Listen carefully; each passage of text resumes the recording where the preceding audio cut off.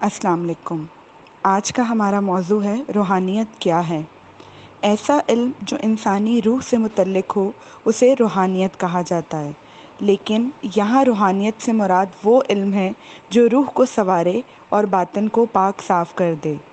علم روحانیت پہ چلنے والے کو صوفی، ولی، درویش یا فقیر کہا جاتا ہے، اور علم روحانیت کو علم تصوف، علم لدنی، علم اثبات اور علم نافع بھی کہا جاتا ہے۔ ہر نبی علیہ السلام کی امت میں ولی ہوئے ہیں، لیکن نبی پاک صلی اللہ علیہ وآلہ وسلم نے خود صحابہ کرام رضی اللہ تعالیٰ عنہ کو علم شریعت کے ساتھ ساتھ علم روحانیت کی بھی تبلیغ کی۔ پھر صحابہ کرام رضی اللہ تعالیٰ عنہ سے چلتا ہوا یہ علم تبع تابعین اور ائمہ اکرام، پھر اولیاء کرام تک آیا، اور آج بھی پوری دنیا میں اس علم کے شیدائی اور پیروکار ملتے ہیں۔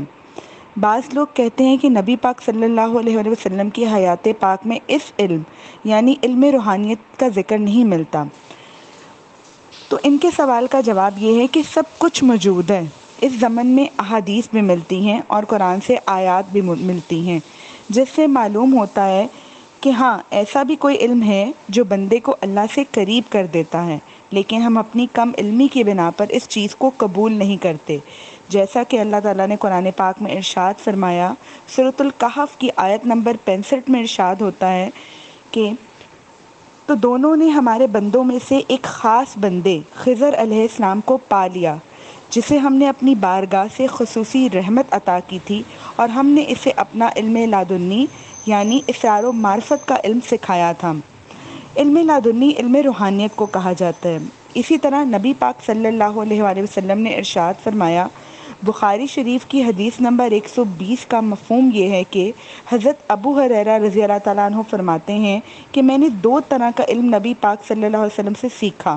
ان میں سے ایک علم وہ ہے جو میں تمہارے سامنے بیان کر دیتا ہوں، اور دوسرا علم وہ ہے کہ جسے اگر تمہارے سامنے بیان کر دوں تو میری گردن کاٹ دی جائے، یعنی یہ ایسا علم ہے کہ جسے سب کے سامنے کھلے عام بیان نہیں کیا جا سکتا۔ داتا علی حجویری رحمۃ اللہ علیہ اپنی مشہور کتاب کشف المحجوب میں فرماتے ہیں کہ جو لوگ لفظ تصوف کا انکار کرتے ہیں وہ چاہے کرتے رہیں، لیکن جو لوگ اس علم اور اس کی حقیقت کو نہیں مانتے وہ اصل میں تمام انبیاء کرام کی شریعت کا انکار کرتے ہیں۔ اوپر بتائے گئے تمام حوالہ جات سے علم روحانیت کی اہمیت کا اندازہ ہو جاتا ہے کہ یہ انسان کے لیے کس قدر اہم ہے۔ اللہ ہم سب کو علم روحانیت حاصل کرنے اور اس پر چلنے کی توفیق عطا فرمائے۔ آمین۔ جزاک اللہ۔